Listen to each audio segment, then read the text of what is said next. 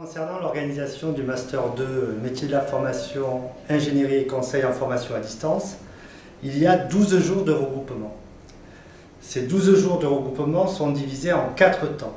Premier regroupement de 3 jours et demi au milieu du mois de novembre, 3 jours de regroupement début février, 3 jours de regroupement en avril et 2 jours en juin, ce qui fait un total donc de 11 jours et demi, auquel s'ajoute une demi-journée pour la soutenance de mémoire. Ces regroupements sont obligatoires et conditionnent la réussite des étudiants de la formation.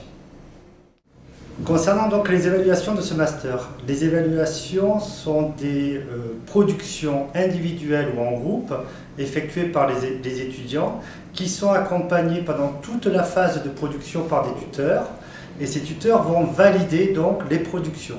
Il n'y a pas d'épreuve sur table. Chacun des travaux est cadencé tout au long de l'année. Il y a environ un travail à rendre tous les 2 mois. Au cours de cette formation, il y a 2 grands moments. D'abord le stage qui représente 450 heures et il y a le mémoire qui est la partie la plus souvent difficile à effectuer pour les étudiants, qui consiste pour les étudiants qui ont une expérience professionnelle à s'abstraire de leur pratique, à la théoriser, et de manière plus générale pour tous les étudiants, d'être capable d'analyser une situation, donc de la théoriser pour trouver des mises en œuvre possibles. Ce travail commence dès le mois de novembre avec l'attribution d'un directeur de mémoire universitaire et se finalise en général au mois de septembre lors de la soutenance orale du mémoire avec un tuteur universitaire et un tuteur professionnel. Les licences sciences de l'éducation à distance sont organisées sur 2 regroupements de 2 jours et demi. Regroupements pendant lesquels les enseignants présentent les cours qui sont mis en ligne.